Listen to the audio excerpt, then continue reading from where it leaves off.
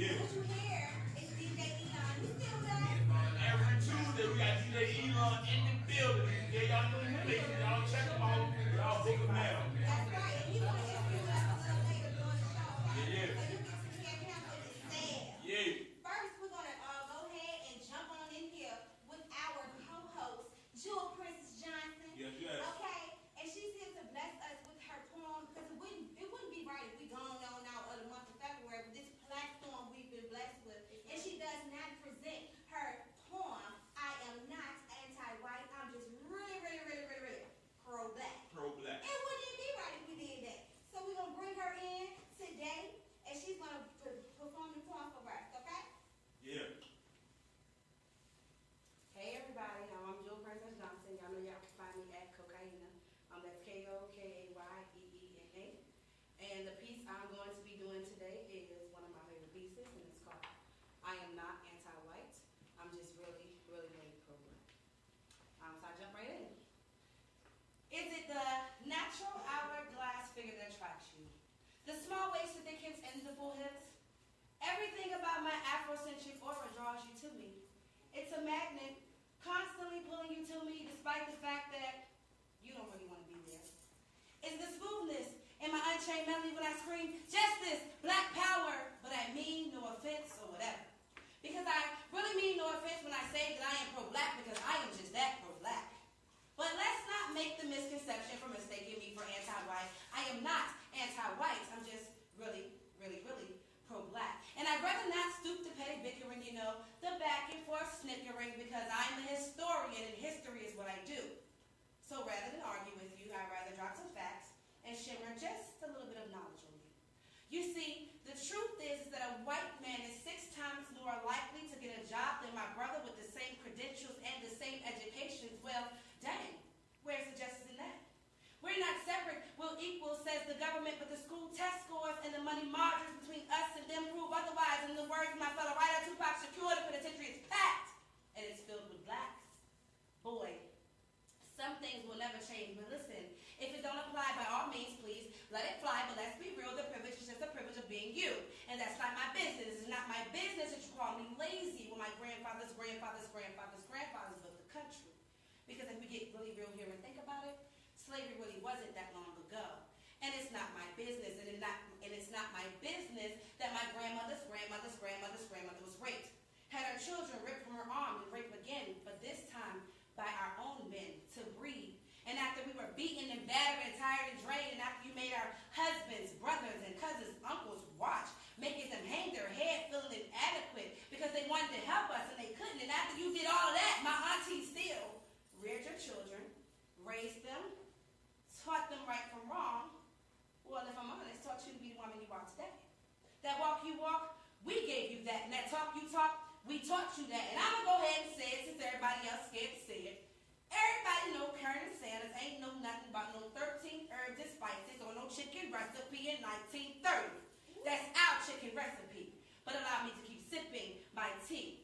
Because this is some great tea when you force many different men to father many different children by many different women and then seek to punish them for the very trend that you had created, or had you not realized it came from you. We are all angry about black-on-black crime. Yes, that's true, but when you take a group of people who have nothing and then throw them half of nothing and then tell them to survive, well, hell, I can see a few crimes happening too. A few crabs in the bucket syndromes forming because after you've done your crime and paid your debt to society, you still ain't worth nothing because you can't make no money. And you can't make no money because you messed up one time. And $7.25 an hour ain't much when you got rent, but when you can get $6.50 on a zip, well, heck, the cycle continues. Now listen, I won't point the blame and say who's to blame because in essence we all play a part. As a people, we used to be a family who looked out for one another because we had to. We were riches as a people doing segregation because they didn't want our money. It was filth money, so we had to take our own money and put it back into our own communities because if we didn't, we couldn't survive. Funny how we can seem to only work together during triumphs and tribulations, but once the disaster is averted, we can't work together, and now we're back to self-division. Now we can't trust each other, and we can't trust white people either. And that, my friend, is a very cold world. And I have to be honest that I'm very afraid for my young 1-year-old son Jeremiah's life. You see, I fear that he will be too dark, too tall. I got these heels on and I stand 5 foot 10 inches, y'all. And he will intimidate someone, but not because he had done anything wrong, but because his little boosty had been basing way too loud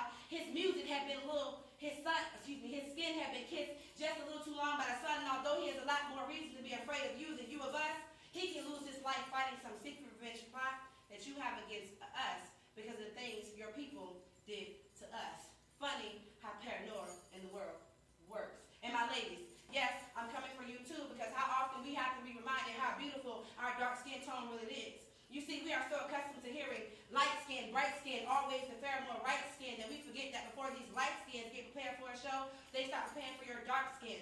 These people are paying for your lips, your hips, and your big, beautiful, round dunk, and then telling you you're unattractive for having yours. Your skin isn't pretty because it's dark. That, my friend, is reverse psychology for your butt. And listen, did I mention, no, I'm not nitpicking, but you're asking me to trust a justice system that was not meant to give me justice. You're yelling land of the free and home of the brave, but you're leaving off the life of the poverty-stricken, where most of these districts are of color. You're telling me that I have the right to life, liberty, and the pursuit of happiness as long as I never, ever, ever break the law. Because, well, if I do, I can't vote. But wait, I pay my taxes, though. But wait, I thought the taxation without representation was against the law, though. So, if I'm paying my taxes, and I did a crime, but I don't have representation, then felons, why do you keep paying your taxes? And when did committing a crime make you incapable of deciding who's the president for you? Whew, can I get 2 more lemons for my tea, please? But as for me, what's there to know, except for the fact that I'm a HBCU going around the way, cornbread fed girl. I'm a black brother loving, old school sister. I've hailed from some Irish, Indian, and some African American tribe roots, but make no mistake about it, I like my skin dark because it makes me feel closer to my roots. So bring on the sun and tan me, baby. I have my father to thank for that because he taught me how to love my Hershey's Kiss dark skin, and I chose not to perm my heritage. But it doesn't mean I'm judging you. I like my dark hair. I like it to curl up. I dread it up. I let it do whatever it decides to do. And I am the epitome of a nice nasty, but it doesn't mean I have an attitude. It just means stay clear from controversial situations like this, where the conversation requires passion, not rudeness. And I was born to be controversial, to make you think with my words. But listen, I wasn't born to care how you felt when you took the time to consider my words. So when I stand here and I scream black power with a fist pump, listen, I'm not saying I'm anti-white. I'm not. I'm just saying I'm really, really, really pro-black. Thank you. Yes. Okay. That was our girl, Princess. Yeah. Okay. Absolutely. So, and I'm just so glad that she got to finish that whole poem because, look, listen, she been cut off so many times, but now I'm talking streets. Now I'm talking streets. Now on her own show. No, we ain't having none of that. She actually finished the poem. She did. Yeah. Absolutely. Yeah. And so, so today we have an awesome show for you guys. We're going to be interviewing DJ Elon. Yeah. We have Uncle Scoop, as we call him in the building, with Clean Car Wash, all right?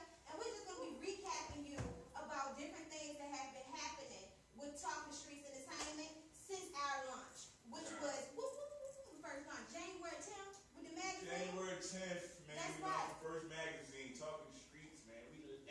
Yeah. And we just had our little, what we do? A little photography shoot. The photo shoot, Yeah, the smack, okay. pretty we rock white, that jump. pretty white. We rock all the, you know what I'm saying? We rock that jump. Yeah. So shout out to Natural Class Photography. Yeah. Okay? Keisha in the back, she took some awesome pictures of us. And she ain't doing no Metro PCS. No,